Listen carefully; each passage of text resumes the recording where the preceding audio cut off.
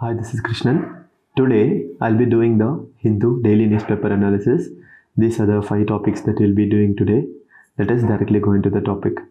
So the first topic that we're going to discuss today is about the Ken-Betwa river linking project. So environmentalists and ecologists have raised serious concerns over it. Let us analyze what these concerns are. So first we'll see why it is in the news. Because the Secretary of the Department of Water Resources in the Ministry of Jal Shakti, he is telling this is a very flagship project. He is telling this is a very important project.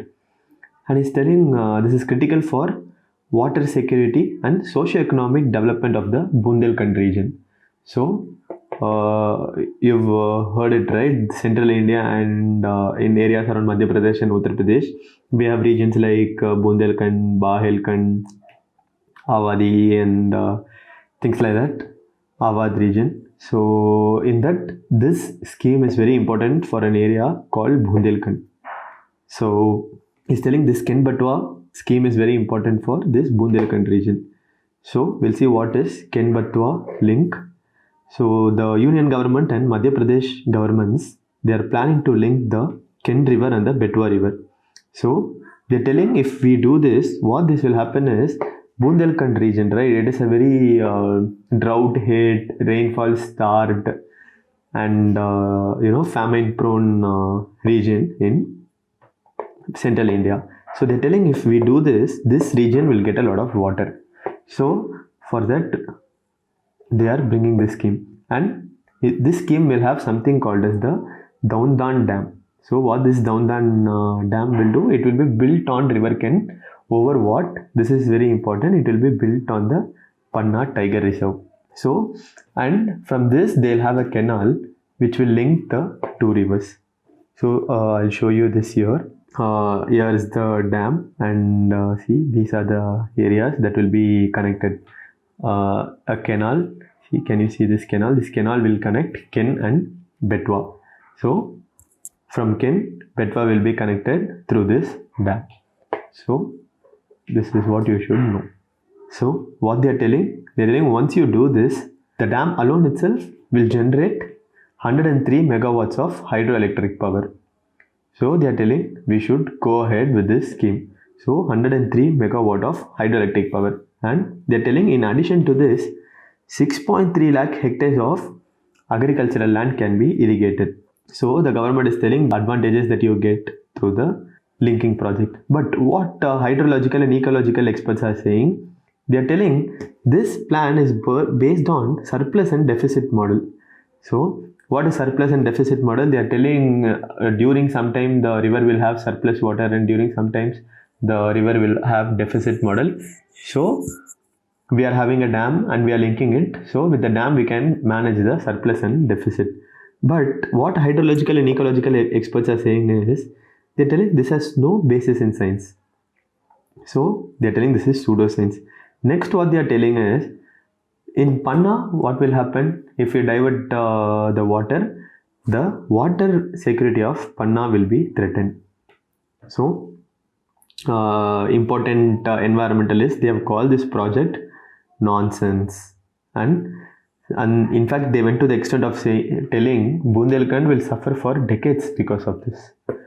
So, this is what the government is telling, and this is what environmentalists and ecologists are telling.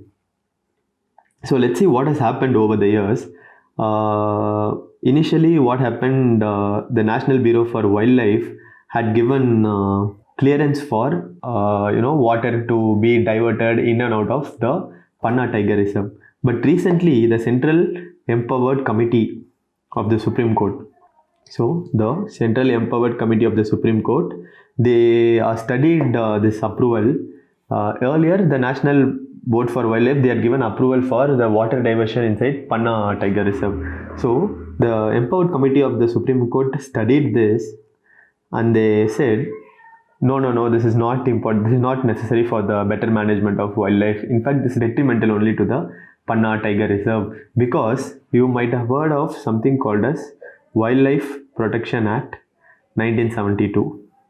According to this act, you cannot randomly go and divert water in and out of the national park and sanctuaries. So they are telling only if it is of utmost importance and only if it is established beyond doubt that it will help manage wildlife, you should have all this diversion of water and things like that. But now what the Central Empowered Committee is telling, no, diversion of water inside Panna Tiger Reserve is not necessary.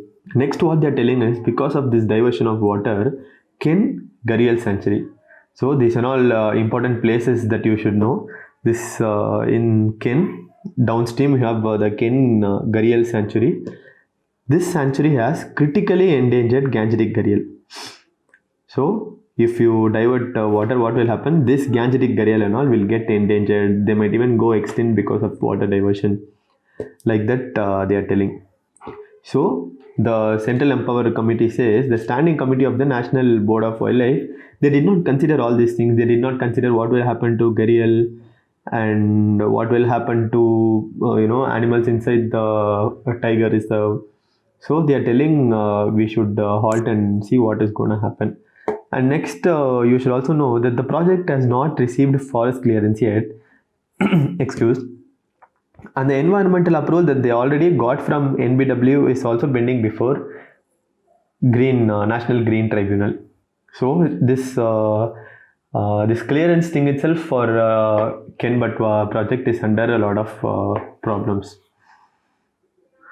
So this leads us to ask if the project itself is legal or not. So what the Empowered Committee says, this approval which the National Board for Wildlife has given is not necessary for the improvement in management of wildlife. It will no way help the National Board for it will no way help the management of Panna Tiger Reserve. So they are telling this is simply only they have given, like that they are telling. So why they are telling is this high reservoir dam that they will be building over Ken, right? This Daudan dam. They are telling this dam and all is not necessary inside the Panna Tiger Reserve. I'll tell you why it is not necessary and what it will do. But initially they are telling this high reservoir dam is not necessary. But what the government has still gone ahead and approved this, in spite of the expert body of the wildlife saying, no, we should do more study on the Ken River.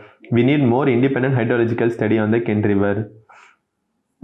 If you go ahead and do this, what will happen? This is a fragile ecosystem and already we are doing tiger conservation here. Everything will go waste. So we need go slow and have an independent hydrological study, like that they are telling. So what will happen if we have this dam on top of Ken and we are going to divert water? What will happen? Tigers in Panna will be affected. So what happened is, by 2009, Panna had lost all its tigers. But due to exceptional conservation techniques and strategies, we have a lot of tigers in Panna right now. And what will happen is, because of this Daudan dam, right, Panna has a lot of gorges. So if water from the dam comes, all these gorges and all will go and get drowned. The tiger reserve itself will get drowned. And what the government is telling, they are going to come up with something called the Panna Tiger Landscape. This is very important. They are telling if you allow this project, we will come up with something called the Panna Tiger Landscape. But what they don't know is, from COP15 summit, if you want to there's this global target to protect 30% of global terrestrial and marine areas by 2030. So the government is telling only if you allow this, we'll come up with something called the tiger landscape. But what they are not telling is there itself another target, that is the global target to protect 30% of global terrestrial and marine areas by 2030. Only if you do this, we can achieve this target. But what will happen is, again, if you have this dam and all, this landscape will suffer. The damage will be very huge. And see, there are other problems as well. This Ken River is there, right? It is not a perennial river. That is, it is seasonal. So since this water is seasonal, how will you have water always to transfer to Bedwa? So that is why even in old studies and all, you had people coming up with different conclusions. So that is why we are telling old studies and what are the reports that came recently, they are unreliable because each one is coming up with new conclusions. So what the authors are telling is, you stop all these big dams and things like that. In Bundelkhand, already there was a practice during the Chandel period. What is that? You build lakes and ponds, and through that you do irrigation and water management and things like that. So they're telling if you do it, it is both fast and economical. So the authors are telling if you still want to go ahead with this scheme, what will happen? It will definitely, there will be a conflict between Madhya Pradesh and Uttar Pradesh. And what will happen? Water and irrigation dreams of people will come down dashing, and conservation efforts, tiger conservation and all has gone right. Everything, and a lot of labor and funds and all were used into it. Everything will go waste, like that they are telling. So this is what this issue is about. What is the Ken Betwa link project, and what are the issues? What is happening to upstream, downstream? What is the dam name? Where it is? So these are the things we saw in this article. I hope you understood it. We'll go to the next article. This topic talks about how separation of powers is fundamental to the functioning of democracy, and how tussles between legislative, executive, and the judicial wings of the government can be achieved, and what can be done if there are conflicts. So we'll see what this topic is about. So why is this in news? Because the Vice President, Mr. Dhankar, recently he made a statement about what we the people means in the constitution. But we the people is not explicitly or implicitly mentioned in the constitution. But here he tried to say that the judiciary is inferior to the legislature. Why is he saying that? Because he's telling that because MPs and MLAs are superior because they are elected.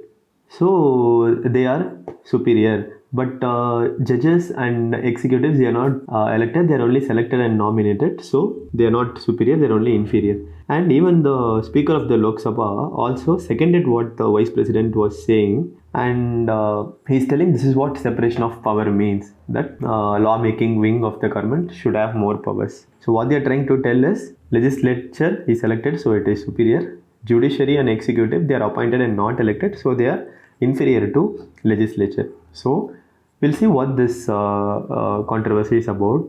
To understand what the controversy is about, we should get to the meaning of what this means, what we the people means.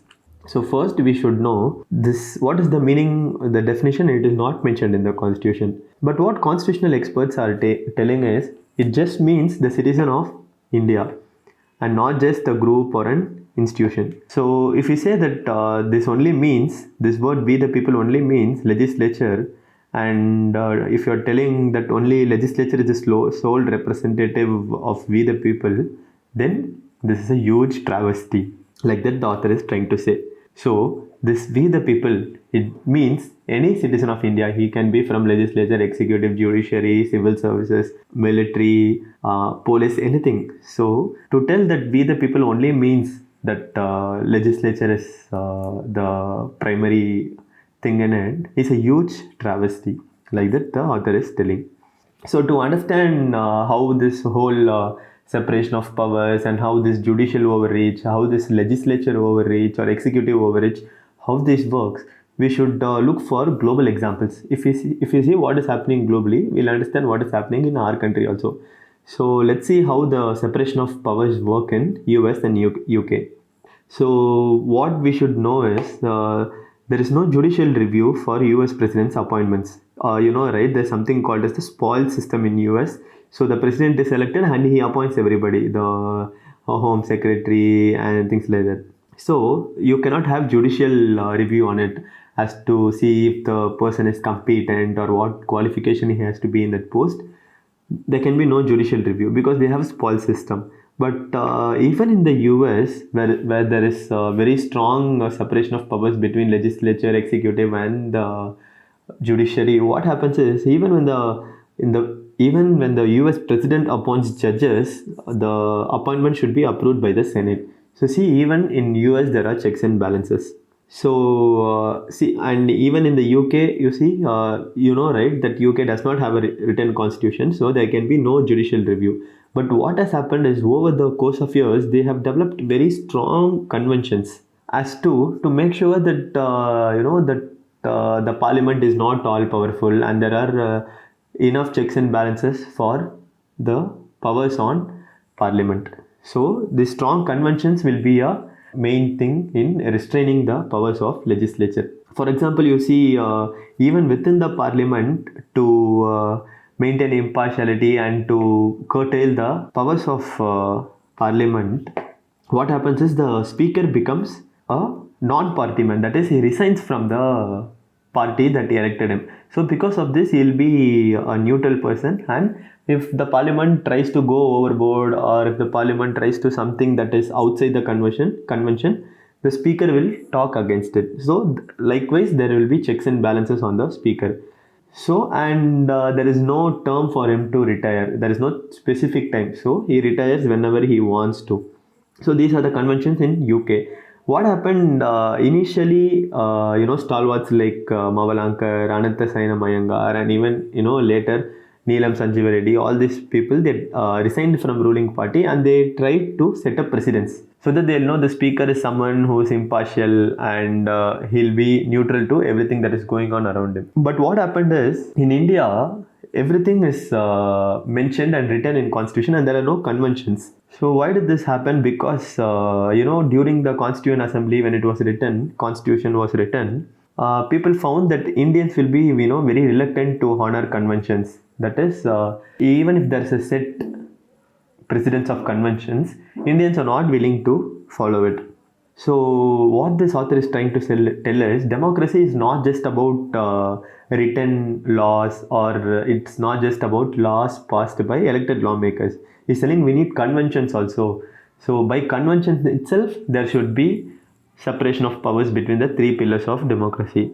So even Dr. Ambedkar did not trust Orientals. What does Oriental mean?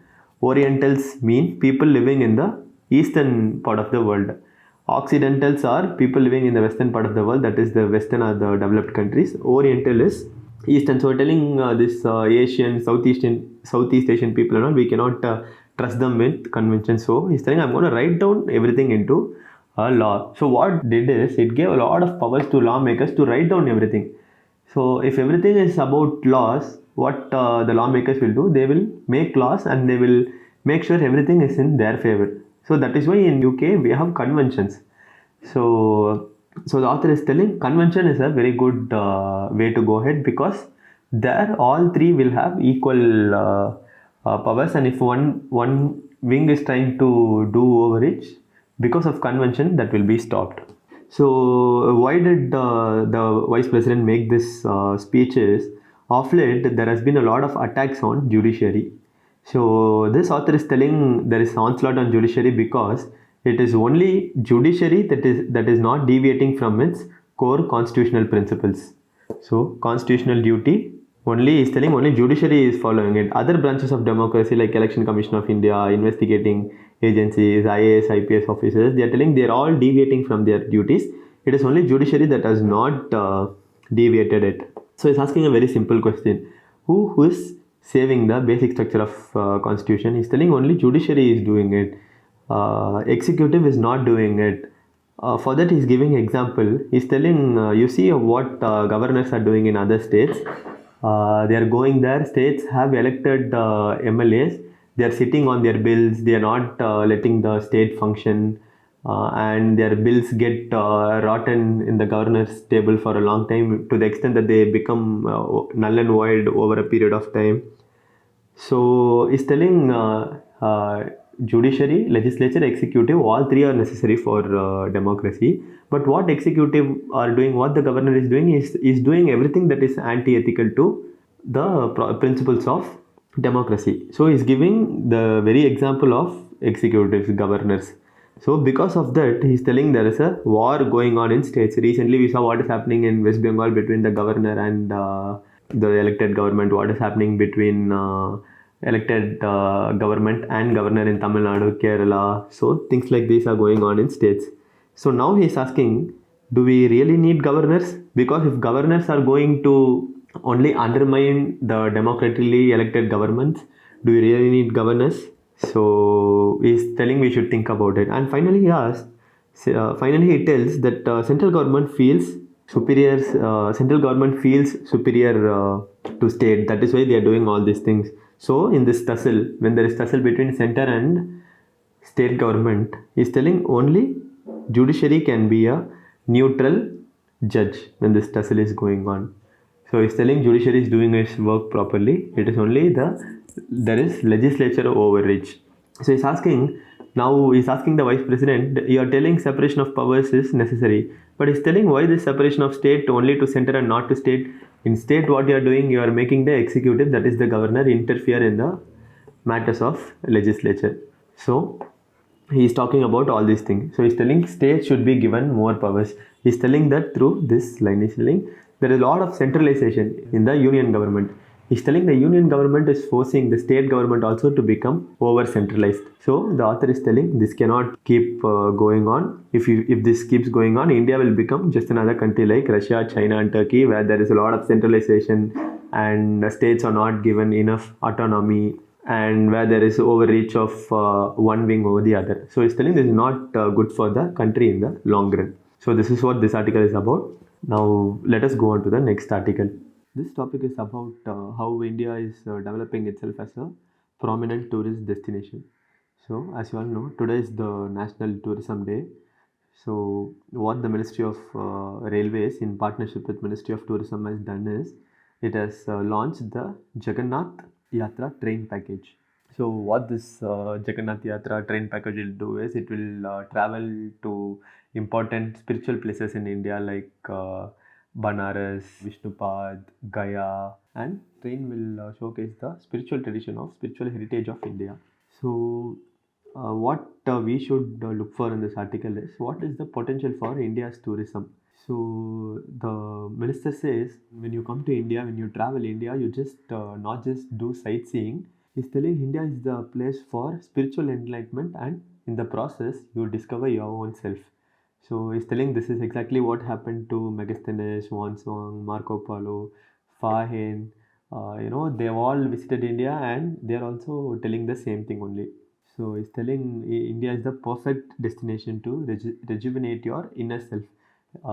See, we are into a lot of materialistic pursuits, and our body, mind, soul, everything is worn out by the time we turn 30, 35. So if you want to rejuvenate, you should rejuvenate your soul. So that will happen in India only. So he's telling this is why in India we have at the birthplace of four major world religions. What are they? Hinduism, Sikhism, Jainism, and Buddhism. So people in India were always looking for the inner quest, and that is why it led to the birth of four major world religions. What are the concerns that was there so far? Earlier, there was no interministerial cooperation. This used to be a huge issue. Now we have something called the whole of government approach. So through this, what will happen? All parts of the government will come together. That is, different ministries will come together. So earlier there was no interministerial cooperation. Now we have the whole of government approach through which all departments, all segments, and all ministries will come together. And cooperation and coordination of government initiatives at different levels of government. This used to be a concern before. That has been, because of this whole of government approach, that has been done away with. And what the other concern is, we did not have domain expertise at various levels of governance for effective planning and implementation. Even we have worked on that. Now what we should do is we should ensure affordability to domestic tourists, especially middle class people. Now they have a lot of discretionary income which they can spend on tourism, which they are also doing. Recently, you might have heard of something called as revenge tourism that the middle class is doing right now. They are traveling to a lot of destinations. So first thing is you should ensure affordability to domestic middle class tourists, and the next thing is you should ensure safety to foreign tourists. So these are the concerns in the field of tourism.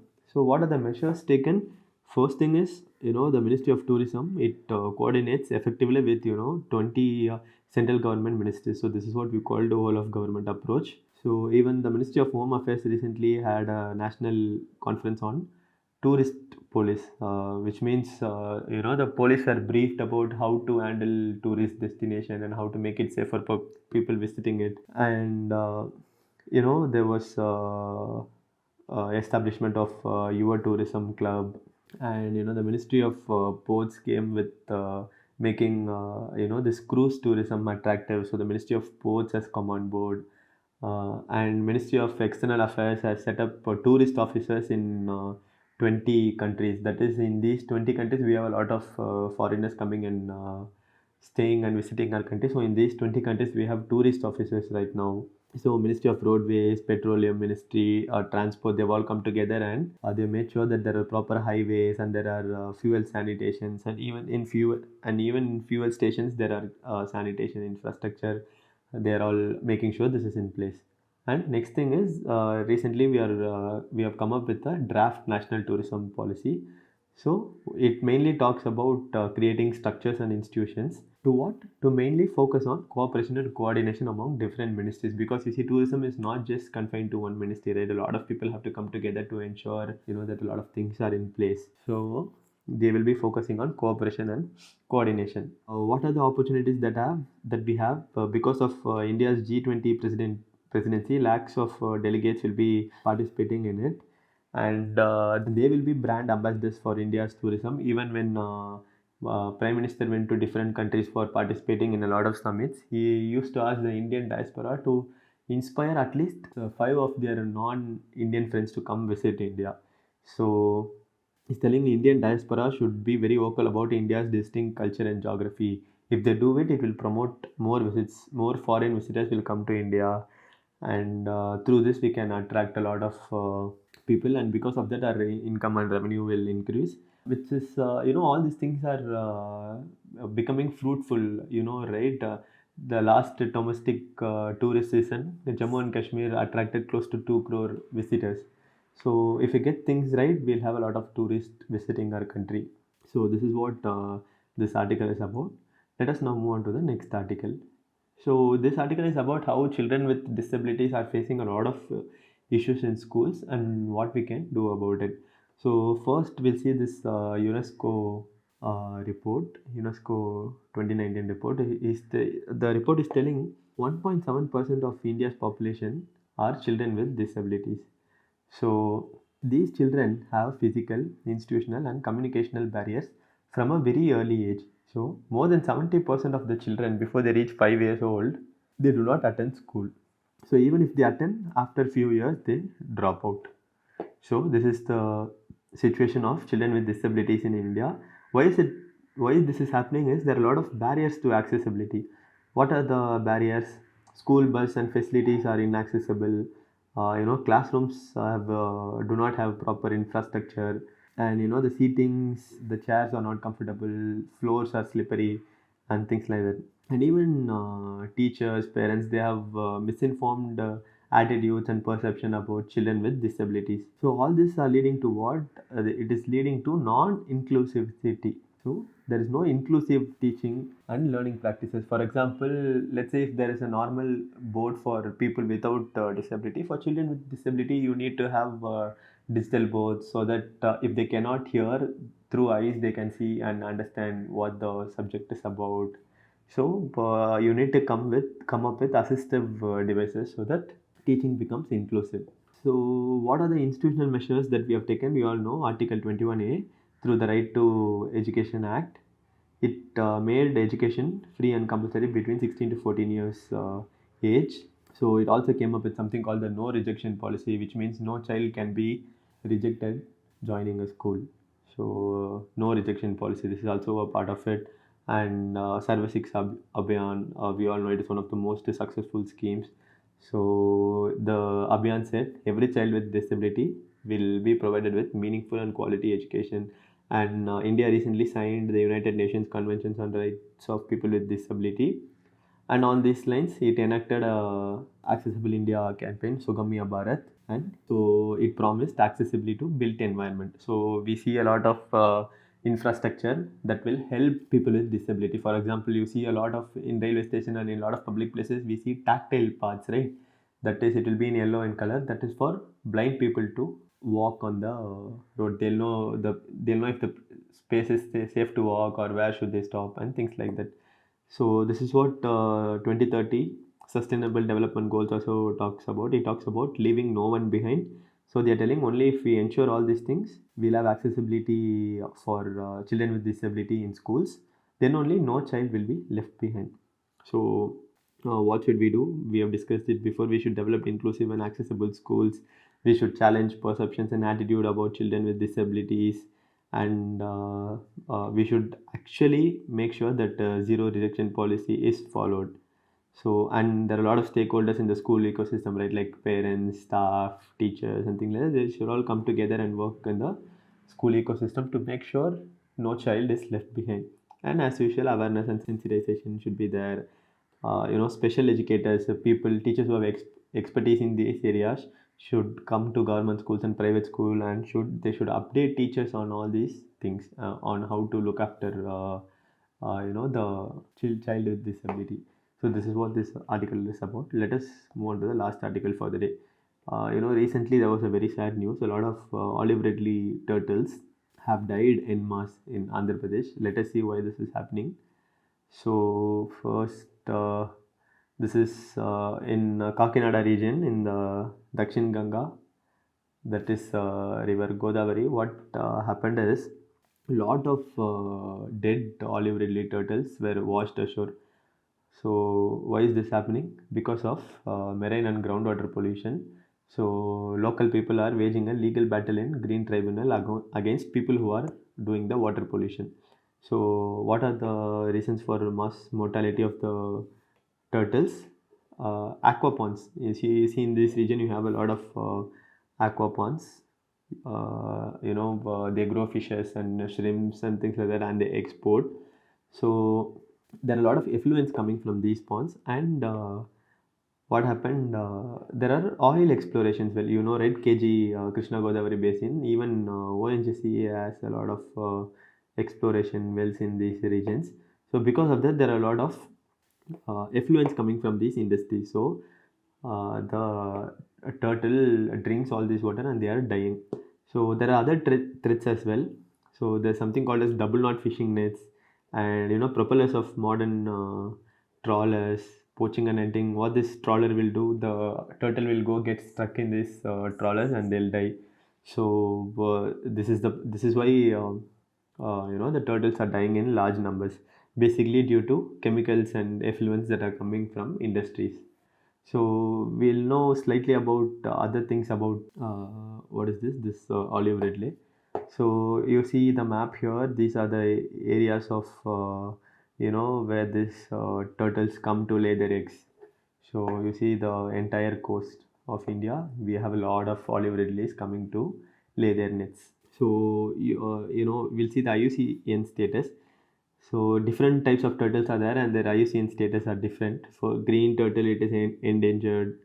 Hawksbill and leatherback, they are critically endangered. Loggerhead is at a vulnerable place.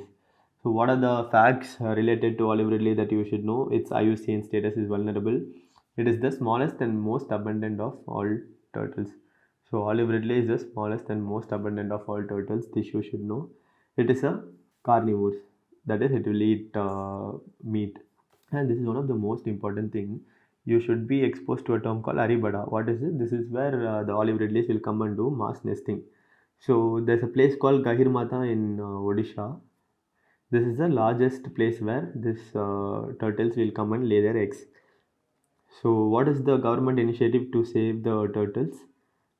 So these trawlers, right? We have something called as turtle excluder trawlers. So because of this, turtles will not get caught in these trawlers. So those type of trawlers have come off late, and there is something called as Operation Olivia. So Indian Coast Guard initiative. So this scheme is a very important thing by Indian Coast Guard. So what they will do, if anybody is doing unlawful trawling, they'll go and catch them. and we tag Olive Ridleys to monitor their movement. And there's something called rear and release program by NGOs where they do turtle walk, and a lot of awareness campaigns among youths and locals are going on to save the species. So these are the 5 articles that were supposed to be discussed today. Let us now go on to the practice questions. So the first question is about the Kenbatwa river linking project. So these are the 3 options about the project. The first option talks about the project aims to transfer surplus water from the Betwa river to the Ken basin. Is it right or wrong? No. I mean, let us see all those things together. The project aims to irrigate India's worst drought-prone Bakilkan region. It will submerge the Kanna Tiger Reserve in the Madhya Pradesh.